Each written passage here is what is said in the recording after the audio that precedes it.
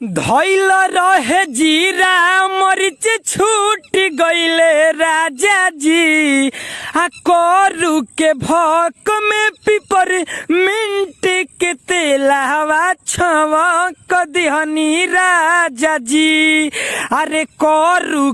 नमस्ते प्रणाम, मैं राइटर राजा सिंघनिया और राजा राइटर ऑफिशियल में आपका स्वागत है। तो चलिए दोस्तों, आज की इस वीडियो में हम क्या बताने वाले हैं आपको पता चल ही गया है, क्योंकि शुरू में 20 सेकंड का वीडियो बताते रहते हैं। और गाना कैसा था? अरे कि करू के भक में पिपर मिंट के तेलावा छवक दिहनी राजा जी।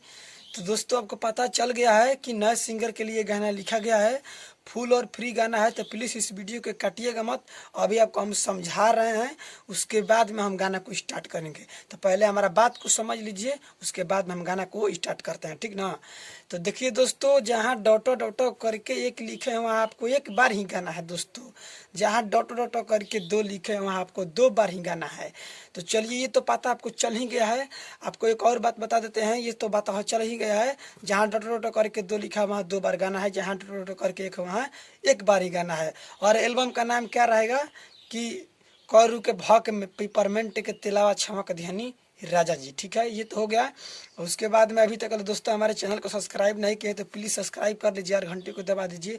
इसी तरह वीडियो लाते रहते हैं। और न्यू ट्रैक सिंगल मैटर फुल और फ्री गाना है, नए सिंगर के लिए जाइए, गाना गाइए, रिकॉर्डिंग करवाइए। तो चलिए दोस्तों, अगर कोई पर्सनल हमसे गाना लिखवाना चाहते हैं तो हमारे जो इस मोबाइल नंबर दिख रहा है स्क्रीन पर, इस पर कॉल करके हमसे कम खर्च में पर्सनल गाना आप लिखवा सकते हैं। तो चलिए दोस्तों, ज़्यादा टाइम नहीं लेंगे, स्क्रीन पर चलते हैं, लेट्स गो। तो चलिए दोस्तों, आपको लाइव वीडियो में बताया गया है, जहां डॉट डॉट करके 1 लिखा है वहां 1 बार गाना है, जहां डॉट डॉट करके 2 है वहां 2 बार गाना है। ये मुखड़ा है, हम गा रहे हैं, न्यू ट्रैक सॉन्ग है, चलिए गा रहे हैं। अरे नया नोहर कनिया योनी पवित्र खाना बनावे गोइन किचन के भीतर ए सैया जी।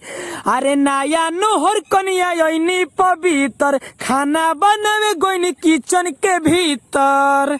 धइल रहे जीरा मरीच छूट गइले राजा जी आ करू के भक में पिपर मिंट के तेलावा छवक दिहनी राजा जी अरे करू के भक में पिपर मिंट के तेलावा छवक दिहनी राजा जी। चलिए अब चलते हैं अंतरा में। चलिए दोस्तों, ये पहला अंतरा है, हम गा रहे हैं। अरे पढ़नी लिखनी शहर में घूमनी खाना बनावे के हाल नहीं जननी ए जी।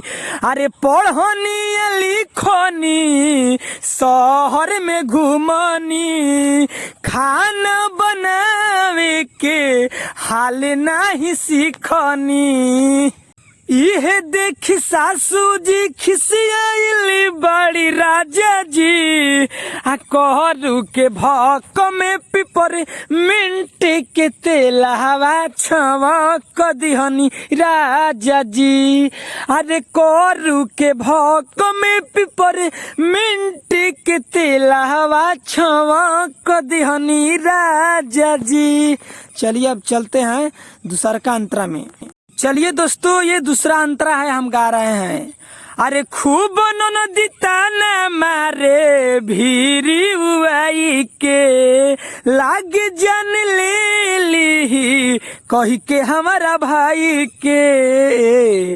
अरे खूब ननदी ताना मारे भीरी उआई के लाग जान ले ली कही के हमारा भाई के।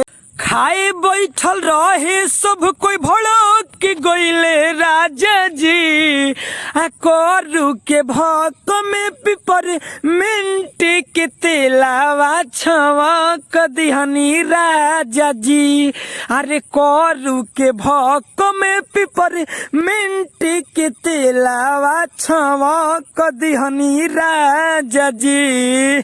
दोस्तों, हम दूसरा का अंतरा भी गा दिए हैं। चलिए अब चलते हैं तीसरा का अंतरा में। चलिए दोस्तों, ये तीसरा अंतरा है, हम गा रहे हैं। अरे 4G मोबाइल देले रह सिंगर कीन के, लागो त ससुर जी फोर दिहे हमके छीन के। हो सिंगर है, वहां पर अपना नाम डाल देना है।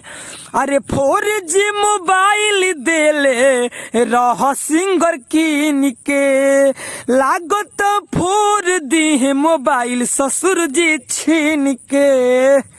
राजा सिंहनिया बत के भूल गइल राजा जी, आ करू के भक में पिपर मिंटी के तेलावा छवक दिहनी राजा जी। अरे करू के भक में पिपर मिंटी के तेलावा छवक दिहनी राजा जी। तो दोस्तों गाना समाप्त हो गया है। अगर आप हमसे पर्सनल गाना लिखवाने चाहते हैं तो हमारे इस मोबाइल नंबर पर जो दिख रहा है कांटेक्ट करिए, कम से कम खर्च में आपको लिख कर दिया जाएगा। अभी तक हमारे चैनल को सब्सक्राइब नहीं किए हैं तो प्लीज़ सब्सक्राइब कर लीजिए और घंटी को दबा दीजिए। इसी तरह वीडियो लाता रहता हूँ। तो चलिए भाई, आप गलती मत करिएगा, पेपरमेंट के तेल आप मौज छौंकिएगा। चलिए, लव यू।